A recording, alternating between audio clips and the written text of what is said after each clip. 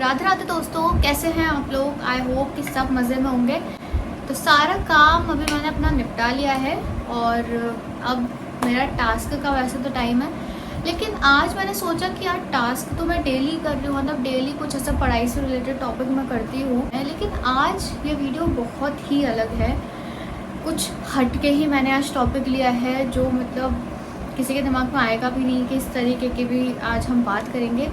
लेकिन ये मैंने इसलिए लिया है क्योंकि जब मैंने इस चीज़ को सुना तो मेरे लिए भी ये मानना काफ़ी मुश्किल था कि वाकई में ये चीज़ है या फिर नहीं है। ऐसा भी होता है कि वाकई में ऐसा है कि हम इतनी जो कहानियाँ सुनते हैं इस बारे में, क्या वो सच होती हैं। साइंटिस्ट जो हैं वो हमारी एक तरफ बात को निकालते हैं, लेकिन दूसरी तरफ जब कोई ऐसी घटना घटित होती है और जब साइंटिस्ट का भी उसको थप्पा लग जाता है तो फिर आप उसको क्या कहेंगे। इसी मैंने एक स्टोरी सुनी, आज तक के बहुत बड़े नामी रिपोर्टर हैं, क्राइम रिपोर्टर शम्स ताहिर। तो उनके मैं ऐसी वीडियोस देख रही थी ऑफिस में, तो मैंने वो स्टोरी पे मेरी नज़र गई तो मैंने उसको देखा। तो जैसे मैंने उसको देखा स्टोरी को तो मेरा दिमाग घूम गया। उस स्टोरी मैंने पूरी देखी, मेरा दिमाग यार मतलब क्या है। तो चलिए स्टोरी मैं आपको आज यही सुनाती हूँ कि कौन सी वो स्टोरी थी। It is a true story and science ने भी इस पर अपना थप्पा लगाया, साइंटिस्ट ने भी इसको प्रूव किया है कि यस इट इज़ ट्रू। तो शुरू करते हैं कि इटावा जगह है जो है यूपी में हमारी। तो इटावा की ये पूरी स्टोरी है। तो वहाँ एक गांव होता है, गांव का नाम मुझे याद नहीं है जैसा मैंने बोला। तो वहाँ एक गांव होता है, ठीक है। तो वहाँ एक लड़की होती है सुमित्रा। तो सुमित्रा बहुत एक गरीब परिवार में पली बड़ी लड़की थी। उसकी माँ नहीं थी, पिता ने ही परवरिश करी थी। तो पिता अक्सर काम के सिलसिले में शहर रहते थे, गांव नहीं रहते थे, क्योंकि गांव में रोज़गार का इतना साधन नहीं था। तो उनकी जो भी कमाई होती थी वो शहर में होती थी, तो वो काम के सिलसिले में शहर रहते थे। अब जो सुमित्रा थी वो अकेली गाँव में रहती थी अपने घर में। वहाँ उसकी थी नहीं, कोई भाई बहन भी नहीं था। तो क्या हुआ कि सुमित्रा धीरे धीरे इसी बीच अपने अकेलेपन में बड़ी हो रही थी। तो सुमित्रा जब 13 साल की हुई तो पिता ने उसकी शादी कर दी दूसरे गांव में। अब सुमित्रा बहुत खुश थी क्योंकि उसकी शादी हो गई थी, उसको एक पार्टनर उसका मिल गया था। क्योंकि वो हमेशा से अकेली रही थी तो उसको लगा था कि चलो कोई है अब मेरे पास, कि सब लोग मतलब कोई है ऐसा मेरा साथी जो मेरा ध्यान रखेगा, जिससे मैं अपनी बात शेयर कर सकती हूँ, जिसके साथ मैं रह सकती हूँ, जिससे मैं अपने कोई भी चीज़ है, मेरे सुख दुख सब चीज़ मैं बांट सकती हूँ, क्योंकि वो हमेशा से अकेली रही थी। तो उसकी शादी हो गई। अब पति जो था, पति भी काम के सिलसिले में शहर रहता था, गांव में नहीं रहता था, क्योंकि गांव में वही था कि रोज़गार के इतने साधन नहीं थे, तो उस सिलसिले में वो शहर रहता था। तो अब सुमित्रा इस बीच काफ़ी अकेली हो गई थी। जब मतलब जितना उसका पति का साथ रहा कुछ टाइम तक, तब तक वो बहुत अच्छी रही, लेकिन जब पति वहाँ चला गया तो वो फिर से अकेला महसूस करने लगी। क्योंकि और उसके ऐसा नहीं था कि सास ससुर नहीं थे, उसके सास ससुर भी थे घर पे, लेकिन इतनी ज़्यादा उन लोगों से उसका इंटरेक्शन नहीं था, इतनी ज़्यादा उससे बनती नहीं थी। तो अब वो वापस से अकेले अकेले रहने लगी। तो उसको एक गुड न्यूज़ मिली कि वो प्रेग्नेंट है और उसके बच्चा होने वाला है। तो वो बहुत खुश कि मतलब मेरा बच्चा होगा तो मतलब कोई ऐसा आएगा जिससे मैं अपना सुख दुख और अपनी बातें शेयर कर सकूँगी। तो वो बहुत खुश थी जब, और उसके बच्चा हो गया फिर। तो जब उसके बच्चा हुआ तो वो अपने बच्चे को इतना ज़्यादा प्यार करती थी कि उसको 2 मिनट भी वो अकेला नहीं छोड़ती थी। मतलब इस तरीके का हिसाब था सुमित्रा का कि अगर वो कहीं बाहर है, मतलब अगर उसके 2 हाथ ये खाली हैं तो उसके हाथों में बच्चा ही होगा, इसके अलावा और कुछ नहीं होता था। जब वो घर के कामकाज करती थी उस समय बच्चा उसके लेटा रहता था कहीं पे या फिर कहीं पे भी रहता था, कमरे वमरे में। लेकिन जब भी वो फ्री रहती थी तो उसकी गोदी में हमेशा बच्चा रहता था उसका, इतना ज़्यादा प्यार करती थी। तो दिन भर काम और ये सब, घर का सारा काम और ये सब वो मैनेज करती थी सारी चीज़ें। तो एक बार क्या हुआ, वो कुएँ पे गई पानी भरने के लिए, क्योंकि गांव की जो औरतें थी सारी जो हैं वो कुएँ पे जाया करती थी पानी भरने के लिए। तो थोड़ी शाम सी हो गई थी तब वो कुएँ पे पानी भरने के लिए गई। तो उसका एक हाथ में बच्चा था और पानी भर के वो एक हाथ में अपना पकड़ के लेकर आ रही थी पानी का बर्तन। तो अचानक से पता नहीं सुमित्रा को क्या हुआ, वो एकदम से रास्ते में बीच में रुक गई, बिल्कुल एकदम से ऐसी पत्थर सी बन गई कि ऐसा लग रहा था कि पता नहीं क्या ही हो गया, एक चट्टान जैसे खड़ी हो। ना वो हिल रही ना डुल गई, एक स्टैचू जैसे खड़ा होता है वैसी वो खड़ी थी। अब आसपास के जो लोग थे और उसकी खड़ी तो थी, लेकिन वो कैसे खड़ी थी, नॉर्मली वो खड़ी और उसका ये जो हाथ था ये ऊपर की साइड आसमान में और पीछे घुमा हुआ, आँखें जो उसके बॉल्स थे वो पूरे ऐसे गोल गोल हो रहे और दांत वो अपने कटकटा रही। अब गांव का माहौल था तो गांव में ये चीज़ मतलब भूत प्रेत और इन सब की बताया जाता है कि ऐसा ऐसा चीज़ रहती है, तो सब मतलब सोचा कि पता नहीं सुमित्रा को क्या हो गया। गांव वालों की भीड़ लग गई वहाँ पे, जो औरतें उसके साथ गई थी पानी भरने के लिए वहीं पर रुक गई, आवाज़ दे रही है खूब ज़ोर ज़ोर से सुमित्रा सुमित्रा सुमित्रा, लेकिन सुमित्रा सुन ही नहीं रही है। सुमित्रा को कोई होश ही नहीं है, उसको कुछ सुनाई नहीं दे रहा है। तो भाई सब खड़े रहे। अब किसी की उसकी हालत देख के ऐसी हिम्मत भी नहीं हो रही कि उसके पास जाके उसको थोड़ा सा हिला करके देखे या फिर उसको टच करे। किसी को उसके पास जाने की भी हिम्मत नहीं हो रही उसकी हालत देख करके। और एक हाथ में बच्चा, उसके बच्चे को भी उसने इतना तेज़ पकड़ रखा था कि बच्चा भी रोने लगा कुछ टाइम बाद। तो भाई ये एक हुआ वाक्य, किसी की हिम्मत नहीं हुई, कोई पास नहीं गया। अपना 5 मिनट बाद सुमित्रा नॉर्मल हो गई। तो जब उसने अपने चारों ओर घूम के देखा तो पूरे गाँव के जो लोग थे वो आसपास एक झुंड बना के खड़े हुए थे। तब उसने पूछा, क्योंकि उसको लगा कि कुछ तो हुआ है इसलिए सब लोग खड़े हैं, तो उसने पूछा कि क्या हुआ है यहाँ पे, सब लोग ऐसे क्यों देख रहे हो मुझे।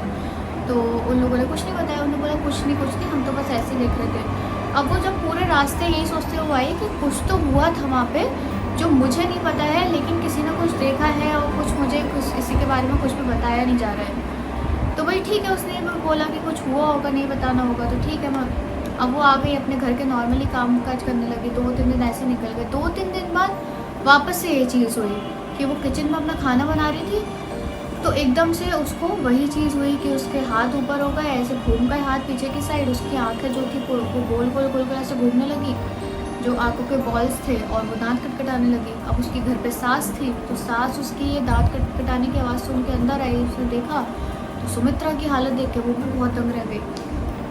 और इस बार जो था उसका एक हाथ ऊपर नहीं था, उसके दोनों हाथ ऊपर थे। वो इस वजह से क्योंकि पिछली बार उसके एक हाथ में बच्चा था और इस बार बच्चा उसने नीचे रख रखा था अपने कमरे में, तो इस बार उसके दोनों हाथ ऊपर थे, ऐसे उल्टे मतलब ऐसे घूमे हुए उसके हाथ थे। और वैसी स्थिति में उसकी आंखें घूम रही, दांत कटकटा रही। अब सास की उसकी ये हालत देख के सास भी बहुत दंग रह गई कि ये क्या हुआ इसको। उसने खूब आवाज़ लगाई, ससुर भी आ गए आवाज़ सुन के, पूरे गांव वाले आ गए वापस से, जो उसके पड़ोसी थे वो सब आ गए, लेकिन सुमित्रा फिर होश में नहीं। 5-10 मिनट बाद अपना सुमित्रा नॉर्मल हुई। फिर उसने बोला कि क्या हुआ था, उसको कुछ भी याद नहीं कि उसके साथ क्या हुआ था। तब उसकी हालत देख के सास ने उसके पति को फ़ोन किया। उसका पति जो था वो शहर में रहता था, तो सास ने उसके पति को फ़ोन करके सारी बात बताई कि उसको ऐसा ऐसा हो रहा है, उसको दौरे वौरे कुछ आ रहे हैं, तो इस वजह से तुम यहाँ पे आ जाओ गाँव में। तो अपनी पत्नी से उसका जो सुमित्रा का पति था वो बहुत प्यार करता था, तो उसकी देखभाल के लिए वो शहर से नौकरी छोड़ के वो गांव में आ गया। और उसने सुमित्रा से भी बात करी इस बारे में, क्या तुम ऐसी ऐसी चीज़ें कर रही हो, तुम्हें इस बारे में कुछ याद रहता है। तो वो बोलते हैं कि नहीं, मुझे कुछ भी याद नहीं रहता, मेरा अपने ऊपर कोई कंट्रोल नहीं रहता है। तो इस वजह से सुमित्रा अपने बच्चे से भी थोड़ा दूर रहने लगी थी। जब कोई होता था साथ में तभी वो अपने बच्चे के पास जाती थी, नहीं तो वो अकेले अपने बच्चे को नहीं उठाती थी, क्योंकि उसके मन में ये डर बैठ गया था कि मेरे को ये दौरे पड़ते हैं और इस बीच मैंने अगर अपने बच्चों को कुछ कर दिया तो भी कोई भरोसा नहीं है कि मैं अपने बच्चे को भी कुछ कर सकती हूँ, क्योंकि मुझे तो कोई होश ही नहीं रहता। तो इस वजह से उसने बच्चे से भी दूरी बना ली। अब क्या हुआ कि ये सिलसिला बीच बीच में होता रहता था, पूरे गांव में ये बात फैल गई थी कि सुमित्रा के साथ ऐसा ऐसा हो रहा है।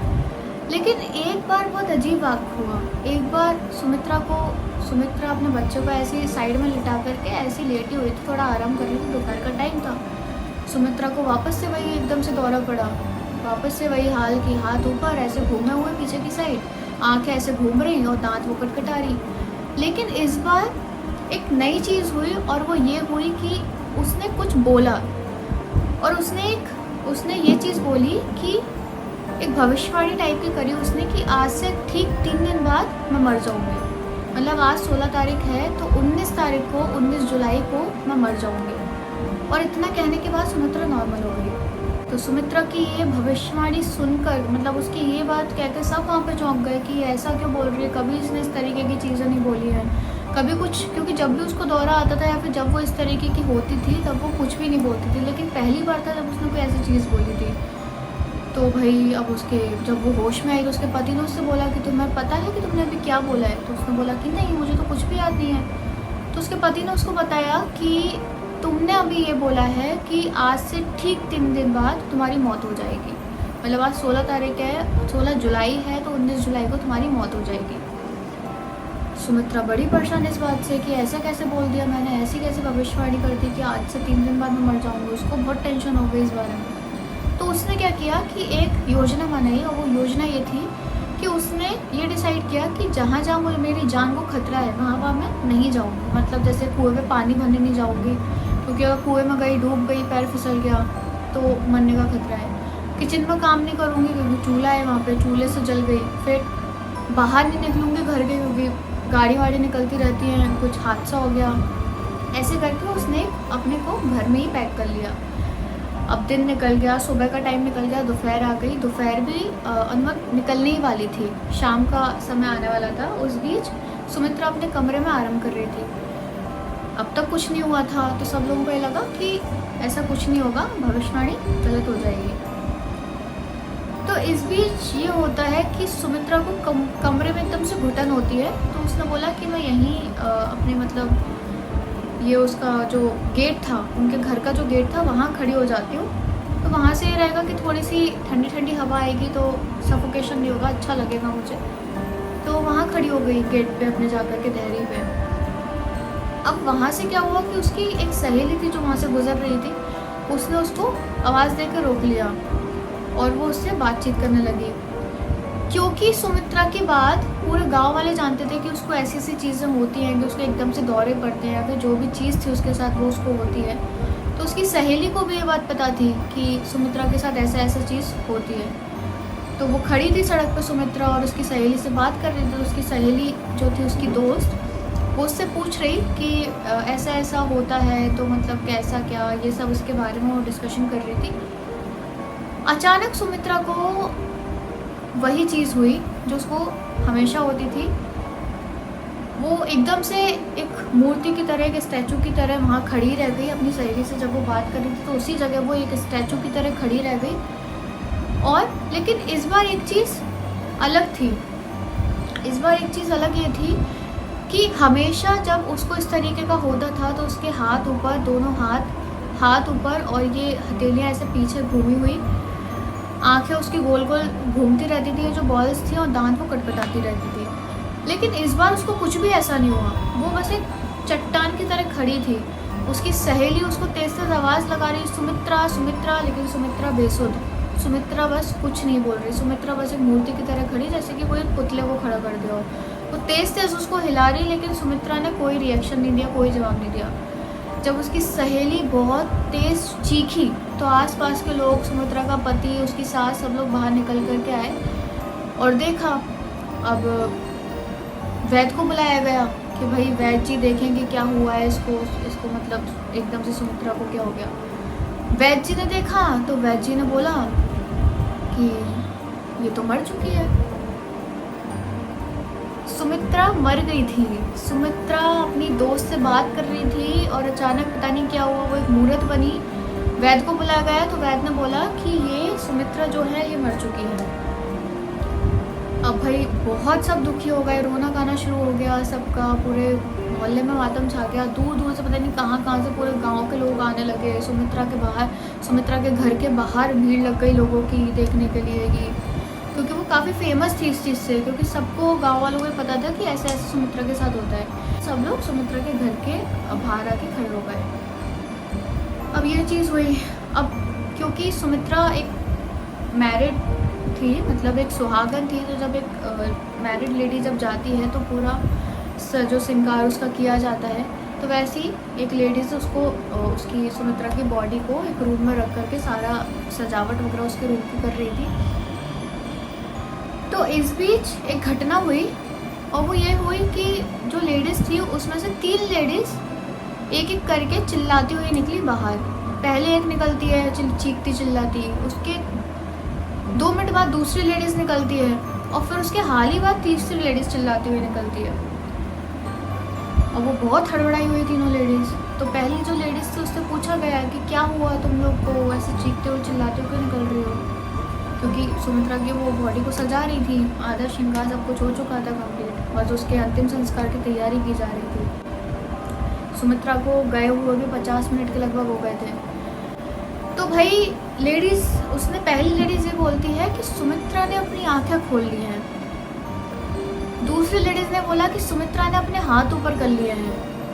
तीसरी लेडीज़ ये बोलती है कि सुमित्रा अपने दांत कटकटा रही है, जैसे कि उसको दौरा पड़ता था उसी तरीके से। अब भाई जब ये बात सुनी उसके पति ने तो वापस से वैद्य जी को बुलाया। तो वैद्य जी ने बोल दिया कि सुमित्रा तो जिंदा है। ये तो भाई चमत्कार हो गया कि ये कैसे हो गया, सुमित्रा जिंदा हो गई। भाई सब खुश, उसका पति तो भयंकर खुश। उसका अब क्या हुआ कि सुमित्रा को होश आया तो उसका पति उस पर गया, उसके गले वले लगा, तो सुमित्रा ने उसको झटके से दूर कर दिया कि आप कौन हो। सुमित्रा को होश तो आ गया लेकिन वो किसी को नहीं पहचान पा रही। जिस बच्चे को वो अपने सीने से लगा के घूमती थी उस तक को उसने पहचानने से मना कर दिया। उसके जो दोस्त जिससे वो बात कर रही थी उस तक को उसने पहचानने से मना कर दिया।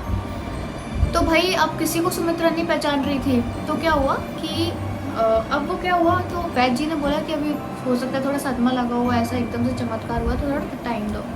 टाइम देते 3 महीने ऐसे निकल गया। उसने किसी को अपने पास भी नहीं आने दिया, ना किसी को पहचान रही ना कुछ कर रही। लेकिन इन 3 महीनों में वो एक आदमी को लगातार चिट्ठियाँ भेज रही थी, चिट्ठियाँ लिख के, क्योंकि उसका पति पढ़ा लिखा नहीं था तो वो उससे बोलती थी कि तुम ये चिट्ठियाँ पोस्ट कराओ। तो वो उसका पति जाता था, चिट्ठी को पोस्ट कर देता था। अब वो चिट्ठियों को लेकर के एक आदमी जो उस गांव से 80 किलोमीटर दूर रहता था वो उस गांव में आया उस चिट्ठी के ज़रिए, और उसने गांव में पूछताछ करी कि यहाँ कोई एक ऐसी लेडी रहती है जो मतलब जो अजीब हो, जिसकी हरकतें है। तो सबको पता था सुमित्रा के बारे में, तो उसने बता दिया कि ऐसा। जब वो आदमी सुमित्रा के घर पहुँचा तो वहाँ पे उसने अपना नाम बताया। सुमित्रा के जो सास ससुर वगैरह सब लोग थे, सुमित्रा अंदर कमरे में थी, तो सास ससुर वगैरह सब लोग बाहर आए। पूछा कि भाई आप कौन हो, तो उसने बताया कि ये मुझे चिट्ठियाँ आ रही थी काफ़ी टाइम से, 3 महीने से मेरे पास कंटिन्यू चिट्ठियाँ आ रही हैं और मेरा नाम ये है।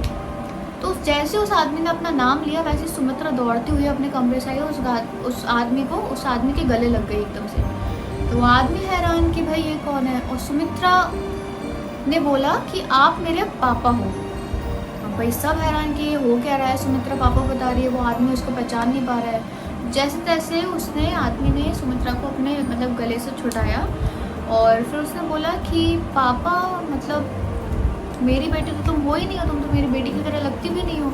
तो उसने बोला कि नहीं पापा, मैं सुमित्रा नहीं हूँ, मैं आपकी बेटी शिवा हूँ। अब भाई क्या हुआ कि वो आदमी जो था, जो आया था, अपने ब्रीफ केस एक साथ में था उसके, उसमें कुछ फ़ोटोज़ रखे थे। तो उसने एक एक करके सारी फ़ोटोज़ निकाली, सुमित्रा को दिखाई कि तुम अगर मेरी बेटी हो तो पहचानो इनमें से कि कौन कौन क्या है। उसने सारी फ़ोटोज़ सही से पहचानी कि ये आप हो, ये मम्मी है, ये मेरा पति है घनश्याम दास, ये मेरे बेटे हैं टिंकू रिंकू, और ये सबको उसने पहचान लिया। लेकिन एक लेडी की फ़ोटो उसमें ऐसी थी उस फोटो में जहाँ पे सुमित्रा की उंगली आकर रुक गई। तो उसके जो मतलब जिसको वो अपना पिता बता रही थी, जिस आदमी को, उसने पूछा कि तुमने बाकी सारा सही बताया है लेकिन तुम इस पे क्यों रुक गई हो, इसका भी बताओ। थोड़ा डरे सहमे उसने उस उंगली एक औरत के फ़ोटो पर रखी और बताया कि ये मेरी ननद है जिसने 19 जुलाई को पत्थर पटक के मेरे सिर पे मेरी हत्या कर दी थी। कितनी हैरानी की बात है ये कि 19 तारीख को सुमित्रा ने भविष्यवाणी करी थी कि उसकी मौत हो जाएगी। सुमित्रा की मौत हुई 19 तारीख को, और अब सुमित्रा को होश भी आया, लेकिन वो अपने आप को शिवा बता रही थी। यहाँ पे ये जो शिवा थी तो वो बोल रही थी कि 19 तारीख को उसकी ननद ने उसकी हत्या कर दी थी। तो ये चीज़ जब उस आदमी ने सुनी, मतलब जिसको अपना पिता बता रही थी, वो एकदम से दंग रह गया, क्योंकि ये बात सही थी।